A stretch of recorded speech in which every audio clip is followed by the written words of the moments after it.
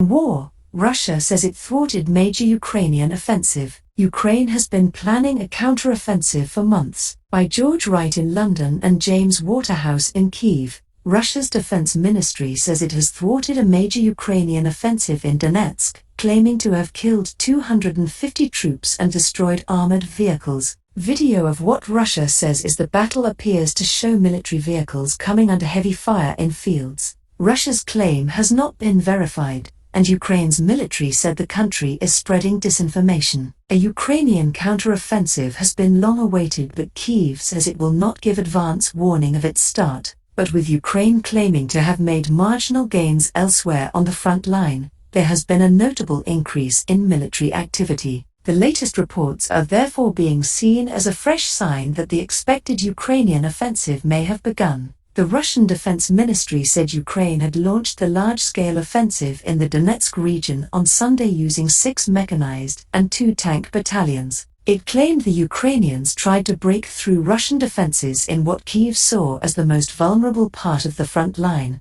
but that it did not achieve its tasks. It had no success. Moscow claimed Ukraine had lost 250 troops as well as 16 tanks. The claims by Russia's defense ministry are not yet verified. If the footage of armored vehicles coming under heavy fire is authentic, then it reflects the stiff resistance Ukrainian forces will face as they try to liberate more territory. And if it is not what it seems, it is still an attempt by Moscow to take control of the narrative. There has been a significant increase in Ukrainian messaging on when and how their much-anticipated counteroffensive could take shape. On Monday morning, Ukraine's military said on Telegram that Russia had been intensifying their informational and psychological operations concerning Ukraine's operations. Ukraine has been planning a counteroffensive for months, but it has wanted as much time as possible to train troops and to receive military equipment from Western allies. Officials in Kyiv have warned against public speculation over the offensive, saying it could help the enemy. Plans love silence. There will be no announcement of the start,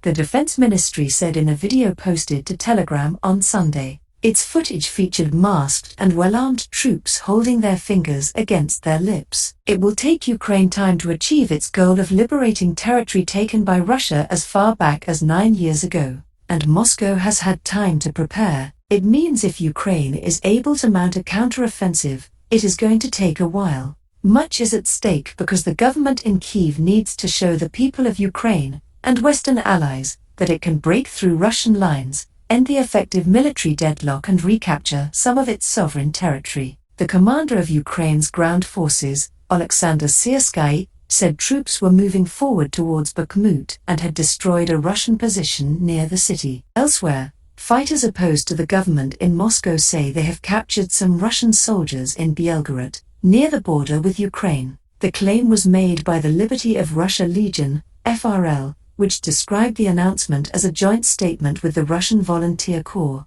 RDK. Both groups want to topple President Vladimir Putin.